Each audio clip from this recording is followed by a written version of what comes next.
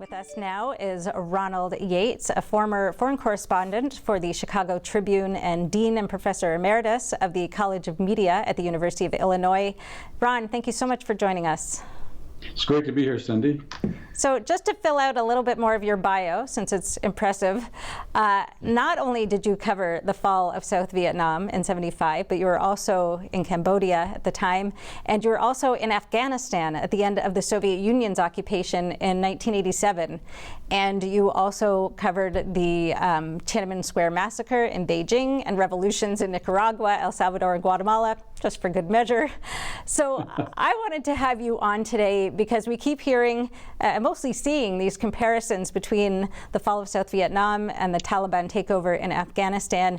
You were there, you know Afghanistan. Where do you see the comparisons? Well, there are many, actually. There are also some differences. To start with the differences, I think the differences right now are the fact that the planning process in Vietnam was, in my mind, a lot better than the one here in Afghanistan that we're seeing right now. Because in Vietnam, the beginning of the fall of Saigon, or the beginning of the fall of Vietnam, began with the fall of Ban Me Thuot, which is in the central highlands of Vietnam, and 55 days later, then we had the evacuation.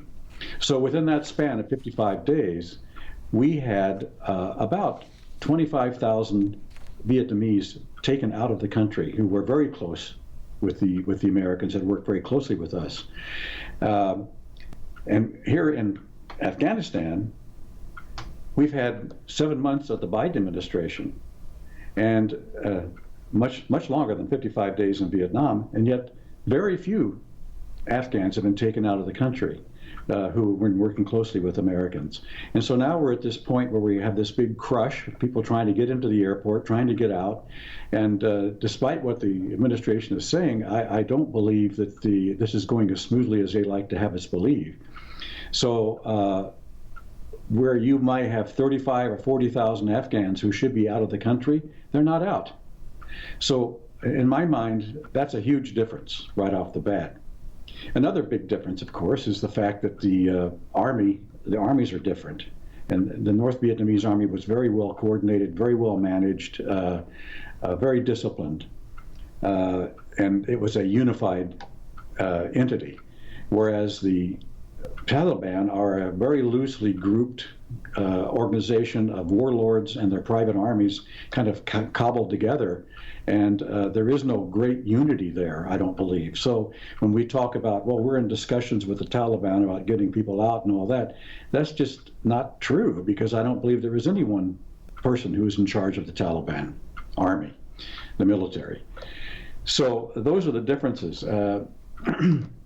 In terms of similarity, both, even though there was a lot, I think the planning was a lot better in Vietnam, it was chaotic.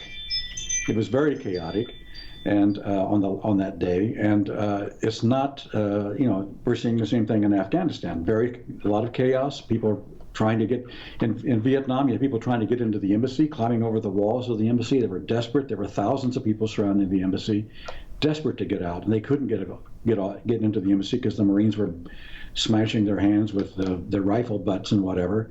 And in Kabul, we saw what happened at the airport. People running alongside the C-150 or 117 plane, trying to get in and jump on it or whatever. And then as it took off, people falling off that plane. And I experienced something similar to that in a place called Da Nang. So it's those are some similarities. I saw the plane you were on trying to evacuate from Da Nang, the footage of that and what we've seen from Afghanistan, and I can only imagine that it brings back memories for you. Could you describe what you went through? Because it's a pretty remarkable story. Well, it was harrowing because the plane had been sent up it was a World Airways plane, which had a contract with the American government. It was a contract flyer or airline, and it was sent up to Da Nang to evacuate women and children, essentially. And what happened was, instead of the women and children, all the South Vietnamese military, the army, were so terrified that they were going to be captured and shot by the North Vietnamese that they jumped on the plane instead. And so very few women and children got on the plane. Mostly they were South Vietnamese military, and as they got on, we relieved them of their weapons, but they were sitting in seats, crammed into these seats, and the plane had more than 225, 230 people on it, and when it was actually built to carry about 105. So it was terrifying, and as the plane took off, some of these soldiers were hanging on to the stairs that went down the back of the 727, the 727 plane, and as the plane lifted off, they fell off, just like we saw happening in Kabul. The plane barely got off the ground. We were flying at around 8,000 or 9,000 feet. Couldn't get any higher because of the damage done to the ring by a hand grenade that had been thrown at us, and people were the South Vietnamese soldiers were shooting at the plane, so it caused some damage, and the cabin wasn't pressurized, and we limped back to Saigon and were able to land. It was very, very touch and go. Something I'll never forget, that's for sure. I can only imagine. Did you think maybe you weren't going to make it out? Yeah, I thought that often, actually, as the thing was, because I said, it was very chaotic, especially that last day. I mean, during the course of the 55 days, I wasn't that worried because I knew what was happening. I could see the inexorable march south by the North Vietnamese Army from Hue to Da Nang to Cam Ranh Bay to Nha Trang, all the way down, and I stayed in front of them all the way down toward Saigon. So I knew what was happening, but nevertheless, on that last day, April 29th to April 30th, it was chaotic. We didn't know how we were going to get out. We went to evacuation points, and when we got there, we discovered the South Vietnamese had taken up positions on tops of buildings and had dared us to go to the evacuation. They didn't want us to leave. They were going to shoot us if we tried to leave.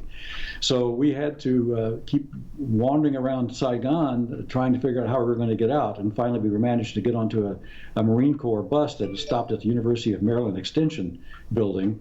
And that's how we got out. I can only imagine what must be going through the thousands of people that are still in Afghanistan trapped, wondering if they're going to get out.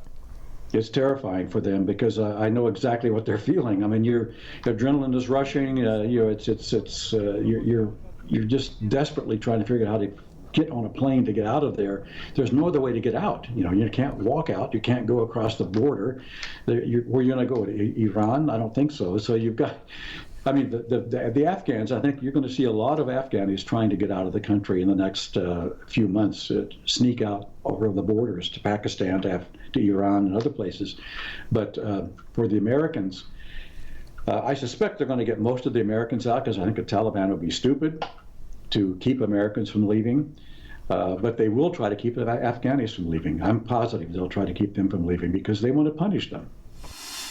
Be sure to watch the entire episode, now available exclusively at epochtv.com, a new completely censorship-free premium subscription platform. Brought to you by the Epoch Times. See you there.